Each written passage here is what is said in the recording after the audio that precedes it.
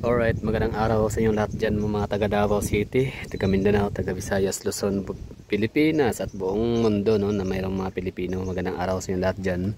Dito pa rin ako sa may Davao City, no, kung saan lugar ng mga Duterte and mga Davaoeños. So Davao City is a Duterte country. So featuring ho natin ngayon dito itong Doña Vicenta Park, Doña Vicenta Park dito sa may likod ng Davao City National High School or City High.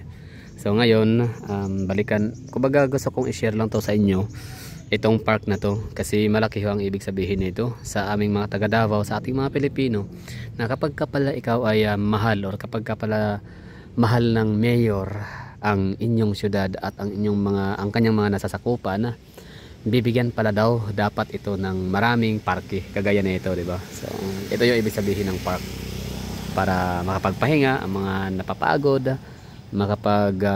isip, no, makapag-relax, no, makapagpahangin. Ganda ng ano dito, presko ng ambience kasi maraming punong kahoy. Tapos may mga tao din na namamasyal dito, nagtatambay, mga magbabarkada, magtutropa, no, mga estudyante.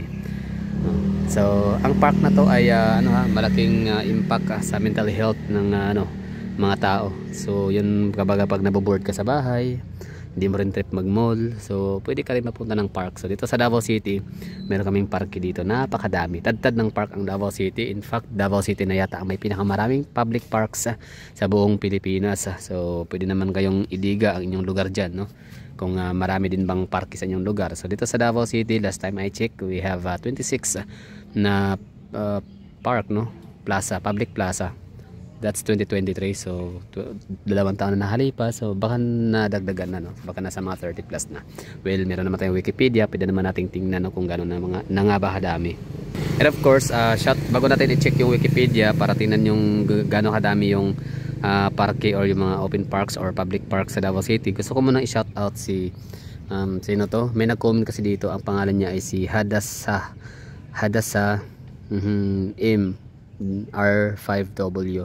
Ang sabi niya dito, patuloy lang kababayan sa ginagawa mo, pagpapakita sa mga magandang proyekto dyan sa Davao para matahimik yung mga bayaran. A man with theory cannot argue with a man with results. So tama nga naman, no? So sa totoo lang, hindi naman ako yung nananawa or napapagod, no? Hindi ako nagrereklamo, ha? I'm not complaining. So kumbaga ito side lang to, kumbaga parang side trip, no, habang meron tayong bakanting oras pagkatapos sa ating trabaho. So vlog ho tayo, meron tayong cellphone na meron camera ito, at i-share ko lang, trip ko talagang mag-share ng mga happenings, events in the mga magagandang lugar, no, na pinupuntahan ko. Gala the Explorer, from the word gala, ang hilig ko talagang gumala, mapalocal man or ibang rehiyon, no, Davao City man, dito man sa aming lugar o ibang rehiyon sa Pilipinas. So sinishare ko yan, pero this time parang focus nga muna yata ako sa Davao City. Hindi ako titigil hanggat hindi titigil itong mga sino yun, Madasa, na maraming bayaran, no, mga troll armies ng mga Bangag administration and ng Tambaluslos team, and of course kasama na rin dyan yung mga Duterte haters ng mga Dilawan, Pinklawan or Kakamping, yun ipin ko naman tawag sa kailang organisasyon. So dito ngayon tayo sa Doña Vicenta Park, no, and yun na nga, titingnan natin kung gaano kadami yung park sa Davao City, para dyan natin husgahan kung gaano ba kami kamahal na mga Duterte. Oo, kasi hindi kami pinabayaan, talagang nilinis ang syudad, ginawang ligtas para sa lahat except sa mga criminal, of course, no, sa mga drogista. So ligtas para sa mga law abiding citizens ang Davao City, and of course ginawan din kami ng napakaraming magandang open public parks. So tingnan natin, di ba, tama ako, no? That's last 2023 or 2024, last year, nung tinanong ko sa Wikipedia, ang sabi ay nasa 26 open parks meron ang Davao City. So dami ho nun, ha. Meron pang listings dito ngayon na binigay sa atin si Mita. So sabi ko sa kanya, yun na nga, ilan ang public parks sa Davao City. So 27. Davao City has a total of 27 public parks, playgrounds, and green spaces that are currently open to the public. Some of the notable parks include People's Park,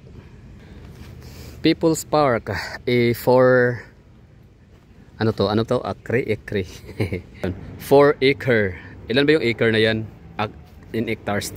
Okay, 4 acre is equivalent to 1.6 hectares. So malaki din, no? Isang hektarya din tong ano doon niya. Yung ano pala yung People's Park. Okay, yung pangalawa ay Davao Riverfront Crocodile Park and Zoo. Renowned attraction showcasing state-of-the-art crocodile farming. Okay. Ano pala yun? Public pala. Akala ko private. Dison family. Dison Farm. Okay. Ramon Magsaysay Park, Osmeña Park, Eden Nature Park, Toril Public Park, Doña Vicenta Park. Okay. Yun na yung mga ano lang yun. Mga ano daw to. Yung mga nabanggit na 1, 2, 3, 4, 5 ay siyang ano daw pinaka notable parks. At itong panghuli ay Doña Vicenta Park, a 1.2 hectare park with a skywalk, amphitheater and a koi pond. Ayun, no? So ladies and gentlemen, no, mga nagmamahal sa mga Duterte, so maraming thank you sa inyong pagmamahal sa mga Duterte, and your love never go wrong, o di ba? Yeah. Kasi totoo naman talaga na deserve din naman talaga ang ginagawa ho natin ng mga taga Davao, mga Pilipino na suporta na binigay natin sa mga Duterte. Ano lang yun, kumbaga parang kind of parang reciprocating, gano'n, no?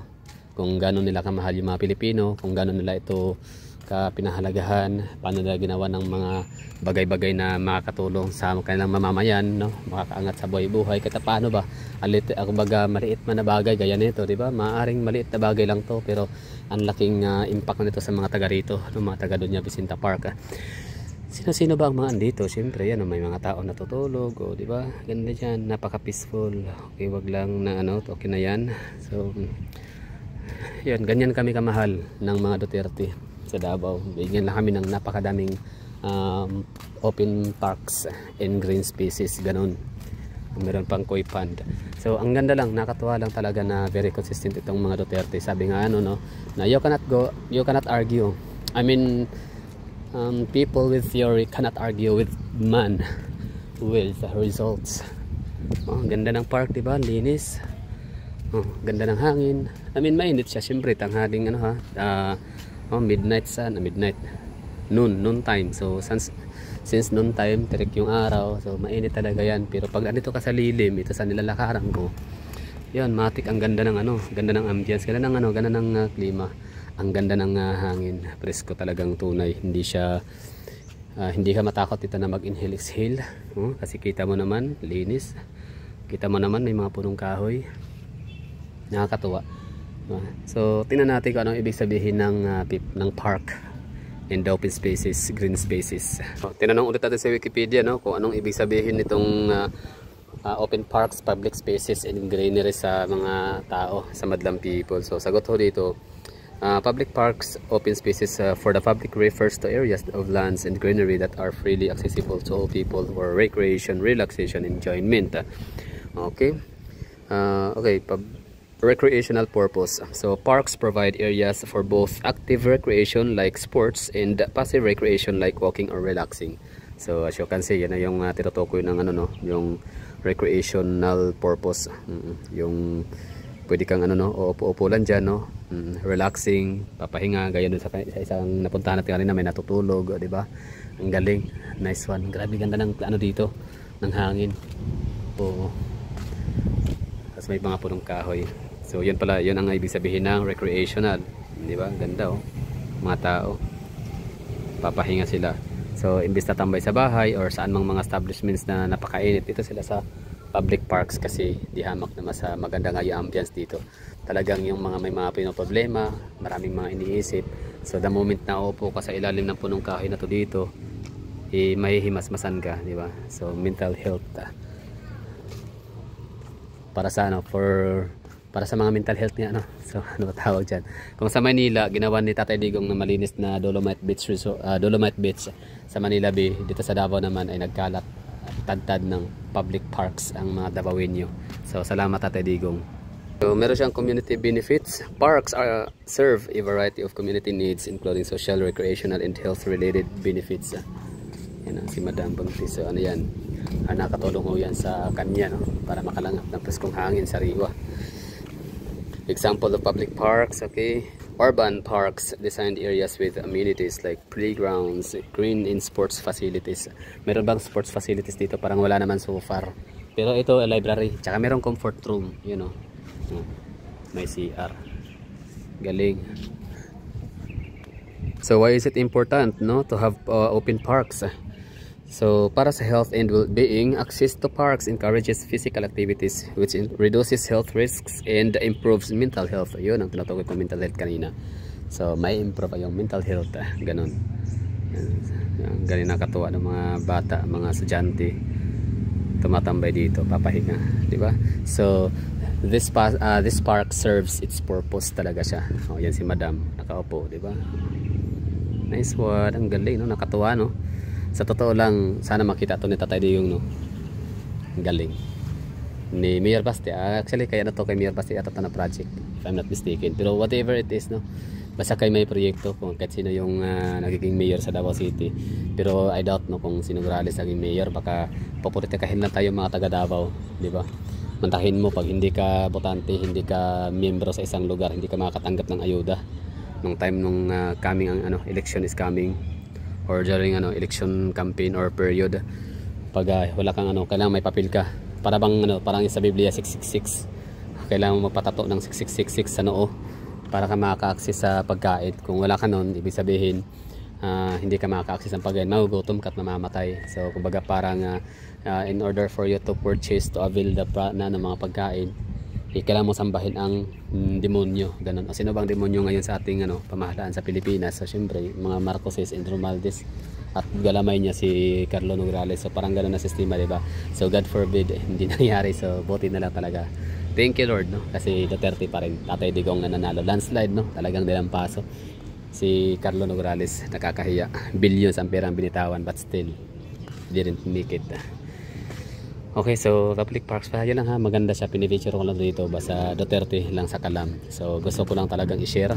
Oo, so marami pa naman tayong mga lakwatsa gala outside Davao City, pero parang hindi mo na ako magsawa titigil na mag-broadcast ng magagandang mga proyekto ng mga Duterte sa Davao City, para may pakita natin sa buong mundo, maging sa dahig, na mali yung kailang ginagawang pinarusahan, pinahirapan ang matanda dyan sa kailangan pinitin siya.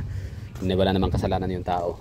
Yung kailang paratang ng mga dilawan, no? Actually dilawan may paratang dyan, sila Trillanes yung nag-file ng case. So hindi naman totoo yun na nag-violate siya, no, ng human rights. Ito ba yung human right violators? Ganito ba siya magtrabaho? Binigyan niya ng magagandang buhay, di ba? Mapayapang pamumuhay dito sa Davao City ang kanyang mga nasasakupan. So paano ngayon na violate ang human rights, di ba? So sige lang, no? Time of reckoning, the days of reckoning is coming, parang ganun. So that would be all. Thank you for watching. Gusto kong i-enjoy dito, i-turn off ko yung camera and i-enjoyin ko yung ambience na napakaganda. Perfect para sa ganitong oras, tanghali.